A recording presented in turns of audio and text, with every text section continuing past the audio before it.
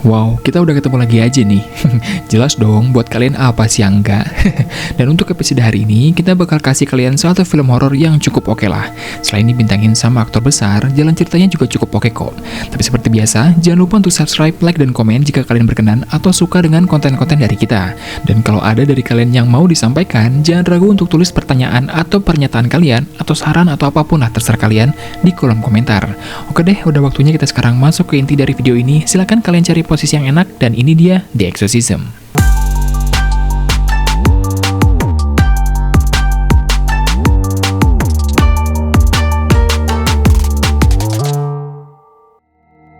Di awal film, kalian akan melihat seorang aktor yang sedang melakukan pre-rehearsal di sebuah set lokasi syuting.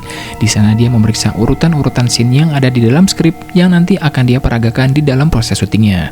Tapi pada waktu dia sedang berada di salah satu set ruangan, sebuah keanehan muncul di mana tiba-tiba terjadi hal-hal yang sama persis dengan apa yang ada di dalam naskah yang tadi ia baca. Dimulai dari pintu yang menutup dengan sendirinya, dan kemudian terdengar suara seorang perempuan yang meminta tolong dari luar ruangan itu.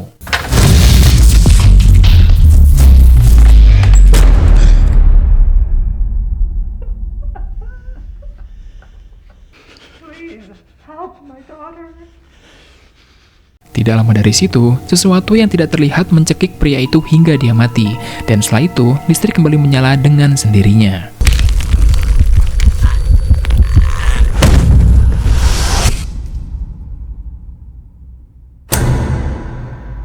Sedangkan di tempat yang lain, seorang wanita yang bernama Lee terlihat sedang berada di sebuah taksi dan mau menuju ke suatu tempat. Setelah sampai di tujuannya, Lee lalu naik ke atas dan masuk ke satu kamar apartemen. Di dalam rumah itu, Lee mendengar seseorang sedang berlatih menghafal dialognya, dan setelah bertemu dengannya, orang itu ternyata adalah ayah Lee, Anthony. Ayahnya lalu menasihati Lee karena Lee ternyata sedang diskors karena membuat satu masalah di sekolahnya. Anthony berkata bahwa jika Lee bisa mempertahankan nilainya di sekolah, sekolah Lee akan mempertimbangkan untuk mengizinkan Lee bersekolah kembali. Tapi karena hubungan mereka berdua yang sepertinya tidak terlalu harmonis, membuat komunikasi antara orang tua dengan anaknya pun tidak berjalan dengan begitu lancar. Kemudian diceritakan Anthony berada di sebuah gereja dan sedang melakukan pengakuan dosa. Anthony berkata bahwa sudah 40 tahun sejak terakhir kali dirinya melakukan pengakuan dosanya. Dan di dalam pengakuannya itu, Anthony yang ternyata pernah punya kebiasaan mengonsumsi alkohol dan juga obat-obatan, menyadari bahwa itulah yang membuat seluruh keluarganya hancur berantakan. Istrinya yang dulu sakit kanker menjadikannya sebagai alasan bagi Tony untuk melakukan semua kebiasaan buruknya itu dan menjauhi keluarganya. Namun Tony yang saat ini sudah jauh lebih baik kehidupannya, mengambil satu tawaran pekerjaan untuk bermain dalam sebuah film dengan harapan Lee, anaknya, akan bisa bangga padanya. Di rumah, Tony melanjutkan untuk mempelajari dan menghafal dialognya untuk sebuah film yang berjudul The Georgetown Project. Di film itu, Tony akan memerankan tokoh seorang pastor, di mana dia nantinya akan melakukan ritual pengusiran arwah atau exorcism.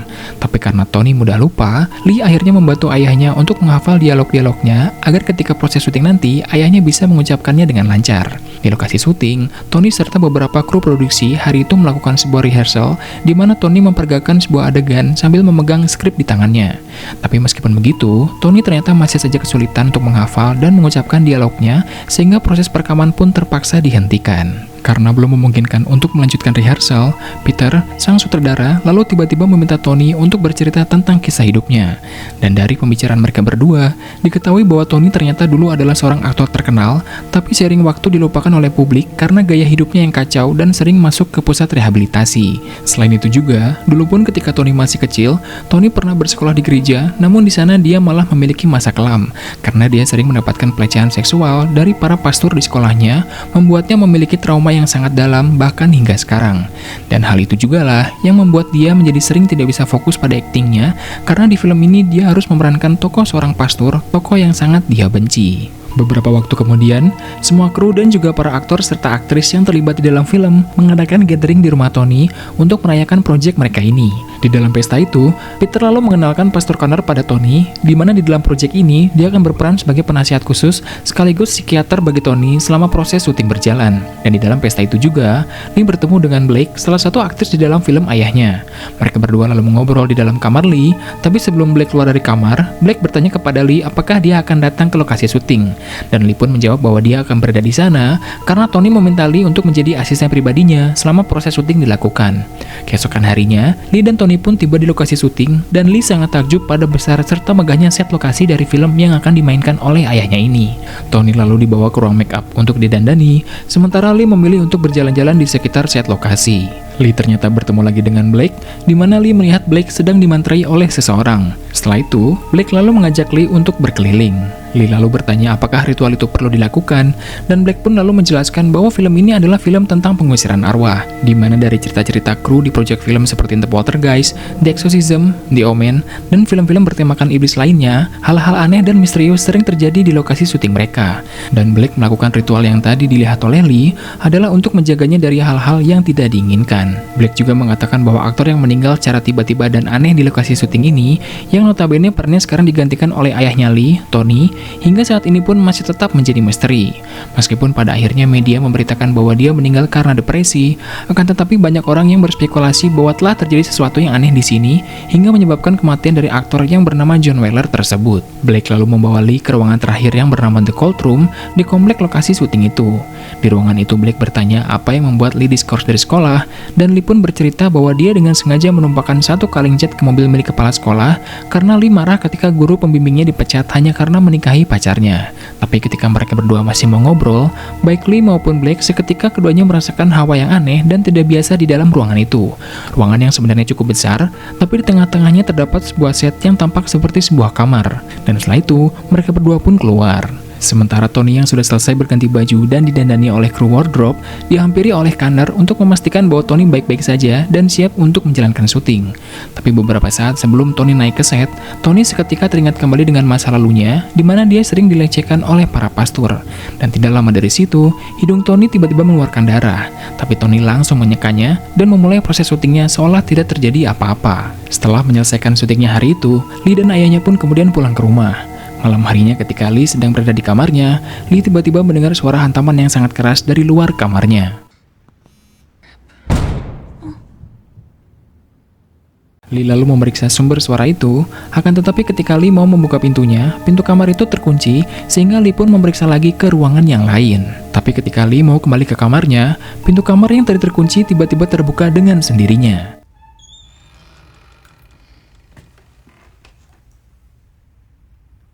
Lee lalu memanggil ayahnya, berpikir bahwa mungkin dialah yang membukanya. Namun karena tidak ada yang menjawab, Lee pun lalu menuju ke kamar itu untuk memeriksanya. Kemudian setelah melihat bahwa tidak ada apa-apa di sana, Lee kemudian bergegas keluar dari kamar, namun terkejut ketika melihat ayahnya tiba-tiba sedang berdiri terpaku di lorong rumah.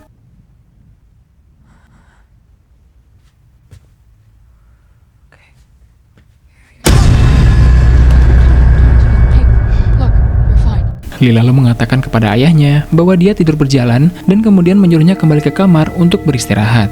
Keesokan harinya, Tony melanjutkan kembali syutingnya, akan tetapi Tony yang tidak begitu percaya diri dengan kualitas aktingnya membuat Peter kesal dan menghentikan proses pengambilan gambarnya. Peter kemudian menghampiri Tony dan memintanya untuk berakting seolah-olah karakter Pastor Arlington adalah dirinya sendiri. Hal itu sangat membebani Tony karena ternyata tokoh Pastor Arlington ini adalah seorang pastor yang pernah mendapatkan pelecehan seksual ketika masih kecil, pemabuk berat, dan juga seorang jangki, sekaligus suami yang pernah menelantarkan istrinya ketika sedang sakit kanker, serta menelantarkan anak perempuannya yang masih kecil. Background karakter yang hampir sama persis dengan kehidupan nyata dari seorang Anthony Miller. Namun Peter terus saja menuntut agar Tony bisa berperan menjadi orang itu, agar kualitas aktingnya lebih sempurna dan terlihat lebih hidup di kamera. Tapi setelah Peter mengatakan semua itu pada Tony, raut wajah Tony tiba-tiba berubah dan terjadi sesuatu yang tidak diduga oleh siapapun.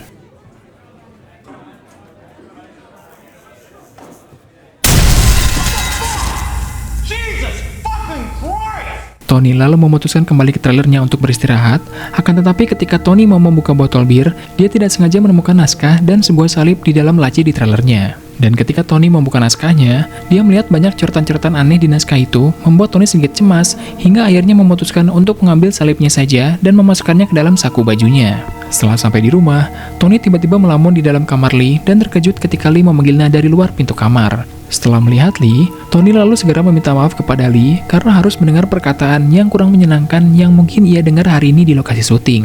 Namun Lee berpura-pura tidak mendengar apa-apa karena tidak ingin menambah beban pada ayahnya yang terlihat sudah cukup tertekan, khususnya dalam beberapa waktu belakangan ini. Di ruang keluarga, Lee lalu membantu ayahnya kembali menghafalkan dialognya, tapi ketika mereka berdua sedang berdiskusi, Tony tiba-tiba berdiri dengan raut wajah yang aneh dan tidak biasa.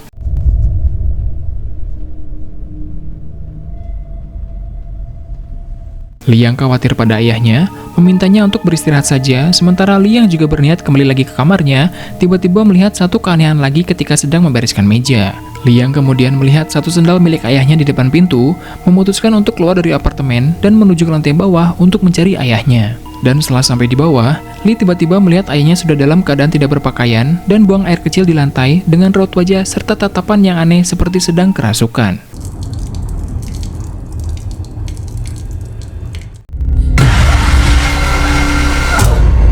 Setelah itu, Tony tiba-tiba berlari lagi ke atas sambil memandang ke bawah melihat ke arah Lee. Lee yang mengira bahwa mungkin ayahnya hanya kelelahan atau karena masih dalam pengobatan, meminta kepada ayahnya untuk menghubungi dokternya besok pagi supaya bisa memeriksa keadaannya. Tapi yang tidak mereka berdua sadari adalah bahwa di tubuh Tony ada sesuatu yang jahat telah masuk dalam tubuhnya dan merusak diri Tony. Dan setelah memasuki syuting hari ke-11, akting Tony semakin buruk dan membuat Peter serta seluruh kru produksi kesal dan marah pada Tony karena tidak bisa menyelesaikan scene dengan lancar dan harus diulang berkali-kali. Tony yang tertekan kembali lagi pada kebiasaan mengonsumsi alkoholnya yang membuat kondisinya menjadi semakin buruk. Sementara Lee dan Blake yang sering berbincang baik di dalam maupun di luar lokasi syuting membuat hubungan keduanya menjadi semakin dekat. Malam itu setibanya Lee di rumah, Lee masuk ke kamarnya dan kemudian menyalakan lampu. Tapi seketika Lee terkejut karena menemukan ayahnya sedang duduk di dalam kamar dalam keadaan jari yang berlumuran darah, terlihat seperti Tony sedang menyakiti dirinya sendiri.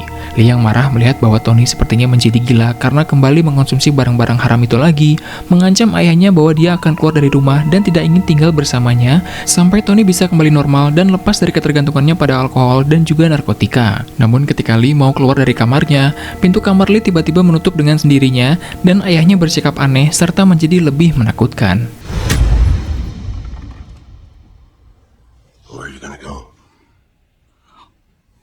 Memasuki syuting hari ke-15, kondisi fisik Tony menjadi semakin buruk, serta pendarahan pada tangannya pun juga tidak kunjung sembuh. Meskipun Lee masih marah pada ayahnya, akan tetapi Lee tetap peduli dan khawatir dengan keadaannya yang semakin memburuk dari waktu ke waktu. Tony mengatakan pada Lee bahwa ada yang aneh dengan dirinya, karena akhir-akhir ini dia tidak pernah bisa mengingat apa yang terjadi di hari itu maupun di hari-hari sebelumnya.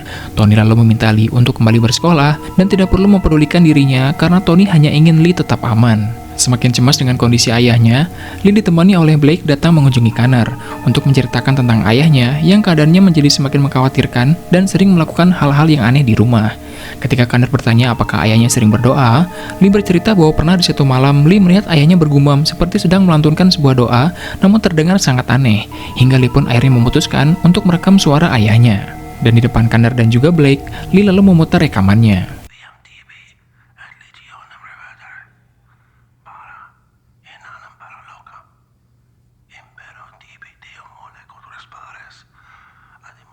Setelah selesai mendengarnya, Connor lalu menjelaskan pada Lee bahwa apa yang dikatakan oleh ayahnya itu adalah tentang iblis bernama Molech, di mana manusia harus bersiap-siap menyambut kedatangannya dengan cara mengorbankan anak-anak mereka.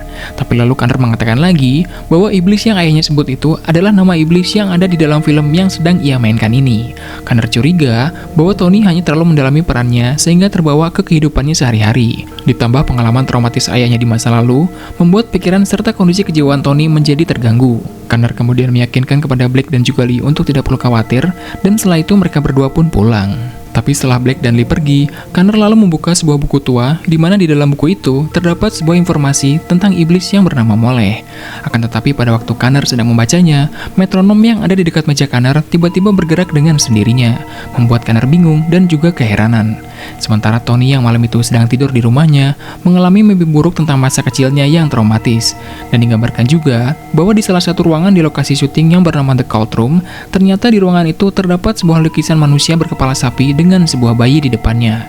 Ilustrasi yang sangat mirip dengan iblis Molech yang ada di buku tua yang sedang dibaca oleh Connor. Lalu memasuki syuting hari ke-18, Tony harus melakukan sebuah adegan di mana dia digambarkan melakukan proses pengusiran arwah pada Blake yang berperan sebagai wanita yang sedang kerasukan.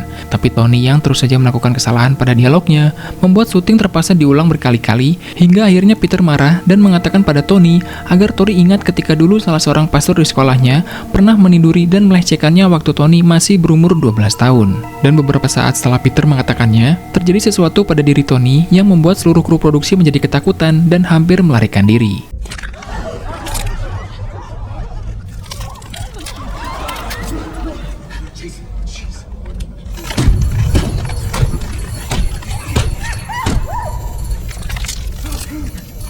Tony yang kemudian duduk di dekat sebuah meja, menghantamkan kepalanya ke meja, membuat semua orang panik dan syuting pun terpaksa diberhentikan. Peter yang sangat khawatir dengan masa depan filmnya, memutuskan untuk mengganti Tony dengan aktor lain yang bernama Joe, yang juga berperan di dalam film bersama dengan Tony. Sementara Tony yang dibawa pulang ke rumahnya, dijaga secara ketat oleh Blake, Lee, dan juga Connor, mencegah supaya Tony tidak melakukan tindakan yang ekstrim seperti kemarin. Joe yang kemudian sudah resmi menggantikan Tony sebagai Pastor Arlington berlatih di dalam set lokasi untuk menyempurnakan aktingnya. Tapi ketika Joe sedang melatih dialognya, semua lampu tiba-tiba mati terkecuali yang berada di set meja rias. Joe pun lalu turun dan memeriksanya, namun tidak menemukan apa-apa. Tapi pada saat Joe sedang melatih dialognya di depan cermin, sesuatu yang menyerupai Tony muncul dari dalam kaca dan membunuh Joe.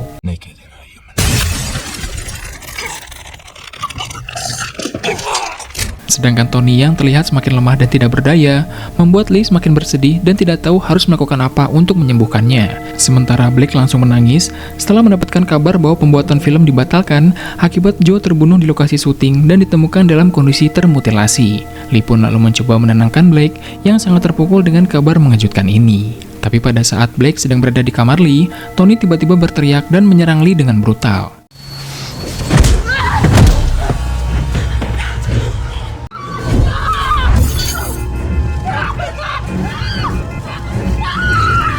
Dan setelah itu, Tony lalu berjalan ke arah balkon dan menjatuhkan dirinya sendiri dari lantai apartemennya. Lee kemudian langsung menghubungi Connor untuk meminta bantuannya.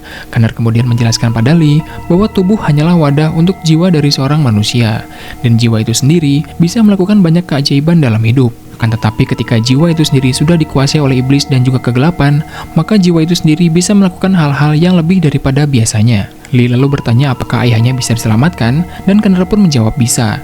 Setelah itu Connor, Blake, dan Lee pun lalu menuju ke set lokasi syuting, dan di sanalah Connor akan melakukan ritual pengusiran arwah pada Tony untuk membebaskan Tony dari iblis yang saat ini menguasainya. Blake dan Lee menunggu di luar, sementara Connor masuk ke satu ruangan, di mana setelah Connor masuk ke dalam, pintu ruangan itu seketika menutup dengan sendirinya. Tapi kemudian tiba-tiba Blake menghilang, dan Lee pun segera mencarinya. Tidak lama lalu Lee melihat pintu menuju untuk cold room terbuka, sehingga Lee pun terpaksa masuk ke dalamnya. Dan setelah berada di dalam, Lee lalu melihat kitab Injil milik Connor sudah tergeletak di lantai. Lee pun kemudian ingin mengambilnya, namun seketika kitab itu terlempar dan tidak lama kemudian ayahnya sudah berada di belakang Lee. Serta Connor dan Blake pun sudah duduk mematung terlihat seperti sudah berada di dalam pengaruh iblis yang saat ini juga menguasai jiwa Tony. Menyadari bahwa tidak ada orang lain yang bisa menolongnya, Lee lalu mencoba untuk membaca ayat Injil dari kitab milik Connor untuk mengusir apapun yang ada di dalam tubuh ayahnya. Tapi hal itu tidak berguna sama sekali, karena pada dasarnya Lee pun juga tidak percaya dengan keberadaan Tuhan. Dan pada saat Tony mencekik Lee langsung menempelkan salib pada dahi Tony, salib yang tempo hari Tony temukan di dalam laci di trailernya. Salib itu ternyata mampu membuat Tony kesakitan, sekaligus membuat Connor dan Blake pun juga bisa terbebas dari pengaruh kekuatan iblis itu. Lee lalu berteriak memanggil ayahnya, karena tahu bahwa jiwa ayahnya masih berada di dalam tubuhnya. Tapi Connor lalu berdiri, dan berkata kepada Lee dan juga Blake, bahwa ketika iblis itu sudah masuk ke dalam tubuhnya, mereka berdua harus segera lari dan keluar dari tempat ini. Connor pun kemudian melepas tola yang ada di lehernya, dan kemudian berjalan mendekati Tony. Connor lalu berkata kepada iblis yang merasuki Tony untuk mengambil tubuhnya sebagai pengganti atas tubuh Tony. Iblis itu pun lalu menyentuh tubuh Connor dan masuk ke dalam tubuhnya.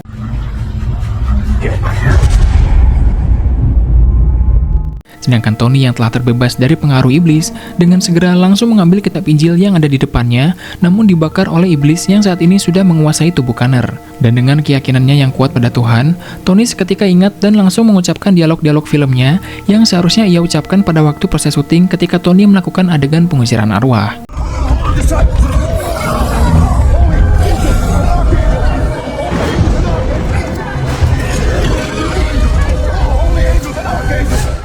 ternyata kata-kata yang diucapkan oleh Tony itu mampu melemahkan sang iblis dan membuatnya sangat tersiksa. Akan tetapi ketika Tony merasa bahwa iblis itu sudah pergi dari tubuh Connor, Connor tiba-tiba bangkit dari tempat tidur dan langsung menyerang Tony. Tapi Tony yang tidak menyerah, dengan cepat langsung bangkit dari lantai dan menusukkan salib pada kepala dan juga leher Connor, hingga membuatnya berdarah dan kemudian terbakar.